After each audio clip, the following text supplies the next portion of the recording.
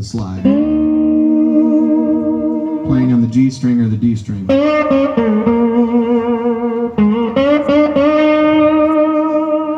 And I'll get to the vibrato in a minute because that's a whole nother thing. But anyway, I could kind of get away with it for the longest time, like in very simplistic ways, you know. Stuff like that. But then the thing that would kill me every time is when I would go to the high E string.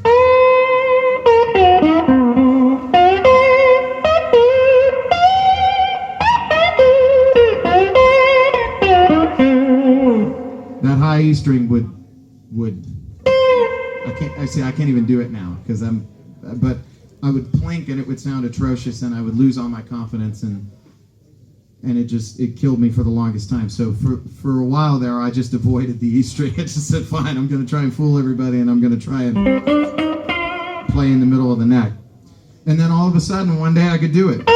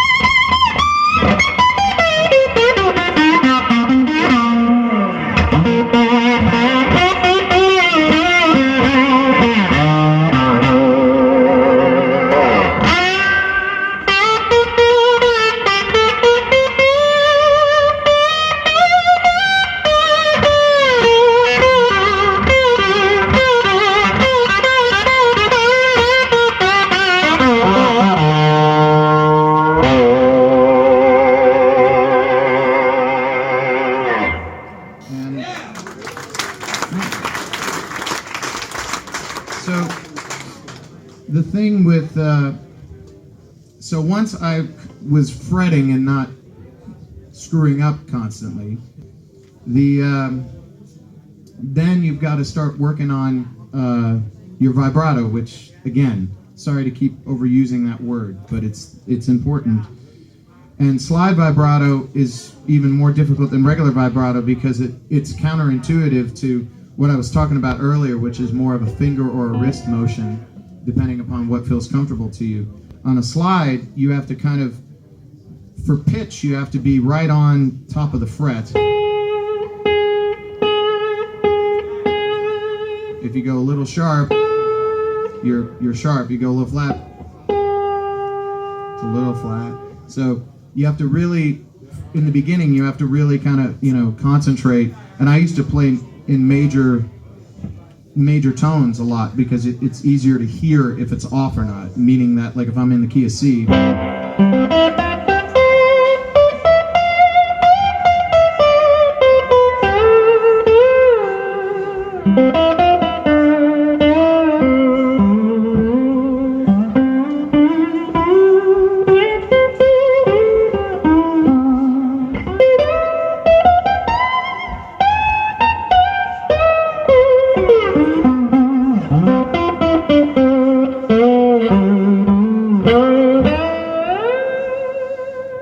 so I would sit around and I would play in major key just to train my ear.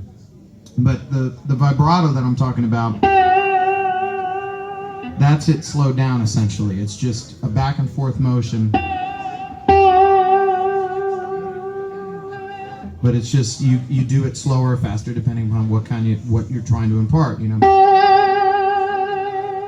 kind of a medium. If you want to be like Elmore James or something, you can be more aggressive.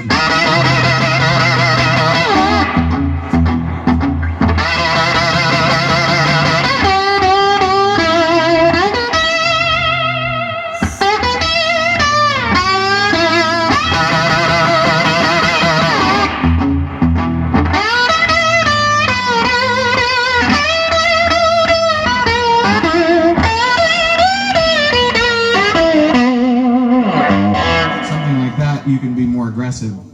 And again, it's just I don't have any suggestions other than just it takes time and it takes attention to, because all these things I'm talking about are nuances. They're not as exciting as other things that others might talk about. But they're subtle, and to me it's the difference between, and again, I'm not putting myself in this position. I'm saying it's my goal to try and sound like these guys that I think are the truly great ones. And to me, that's the difference between a lot of good and the truly great, are all these little nuances, like a good painter or something like that. So, in regards to the slide, the other thing I want to talk about is I always play in standard tuning, because my goal when I started working on this is I wanted to be able to reach in my pocket at any given time and be able to play it if I wanted to. I wanted it to be open to me as a tonal option, because I don't use any pedals or anything. I plug straight into amplifiers. I don't use anything on the floor. A wah-wah pedal maybe. And so to me it's the options of the controls on the guitar, where I pick. I'm going to talk about all that last here in a minute.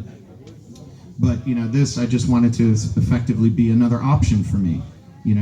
So the easiest thing to me was to learn in standard tuning so that I could do that more easily. I wouldn't be tied to another guitar that was tuned open.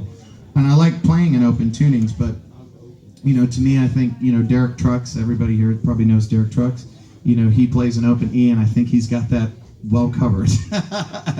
He doesn't need anybody else. He's brilliant at it. So for me, playing in standard tuning, some say it's harder. I think it's easier because you actually know the fretboard, and that's another thing that I mention in these things a lot, is that again, I was a long working professional musician, and somebody said to me one day, "Can you name all the notes on the fretboard?" Meaning, E, F, F sharp, G, A flat, A, all the way up and down the fretboard on every single string. And I thought about it for a minute, and I was like, maybe. And I realized I didn't, and I do now. And that's something, again, that I think, if you don't know that, you should. It's important, because, the whole, just like a piano, this is all laid out, register to register. And so you don't get lost and you know where you're going. It's important to know the whole fretboard. So that's another side note. But, and it just takes a minute. Just make a diagram, like, you don't got to buy anything, just write all the notes out and just kind of, sit and memorize it. It takes a couple of days, it's not that strenuous of an activity. But anyway, in regards to the slide in standard tuning, it's about recognizing where these little shapes are where you can make chords, because you can't make a chord like if you were in an open tuning. So you've got spots where you can do 2 notes at one time, and then you've got a couple of spots where you can do 3 notes at one time, and it's kind of using those to your advantage. So, I'm kind of playing in the key of C a lot today, so we'll start with C. So in C, you've got this triad right here that you can work out of.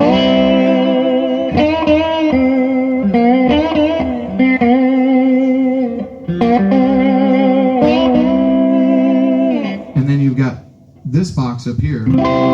You've got 2 notes right here. And then on top as well.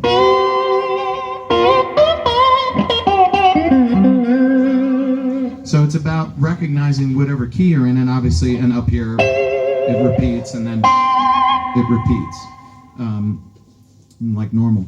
But so recognizing which box you're kind of going to be in playing slide in standard tuning, and then you've got certain moves that you can do within those. Playing out of the triad position, we'll call it, lends itself to a bit more of a major approach, because you can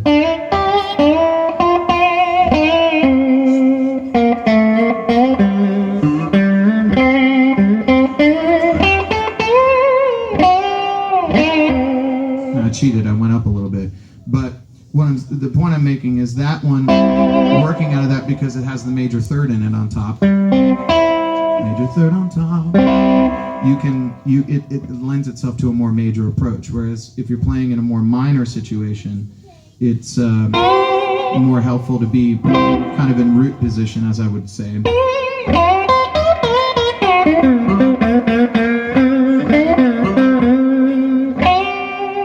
And all these licks that I'm playing right now are harmonica licks. They're Duane Allman was really the best at that. It's a different kind of way of playing slide than necessarily like Roy Gallagher or Johnny Winter or even Ry Cooder to a certain extent. Duane played a lot like a harmonica player. These licks, these slurs, these. Down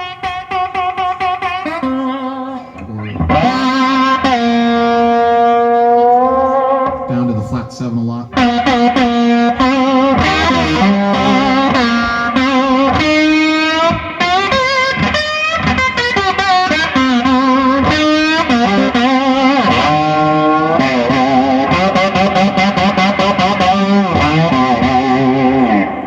Stuff that's very harmonica, and that's something that I really love. That to me, that's the style of slide playing that I love the most. And really, I mean, there's only a couple of moves that Duane did successfully, and he did it mostly in open E tuning. So I'm even doing that different than he did because I'm in standard. But you know, it's a lot of, like I'm saying, there's a lot of that slurring. I talked about the flatted fifth earlier. One of his good moves was basically fooling with the flatted fifth in that.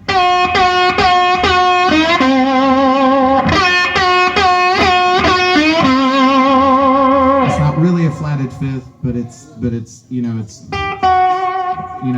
it's slurring through it like a harmonica player would. That's something he did a lot. And also, like I'm saying, this flat 7 slur.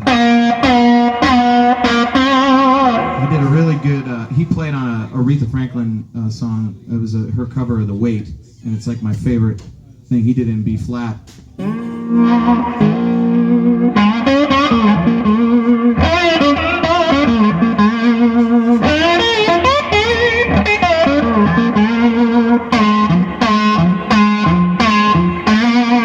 Something approximately like that, and that's the essence of what I want to sound like on slide and try to.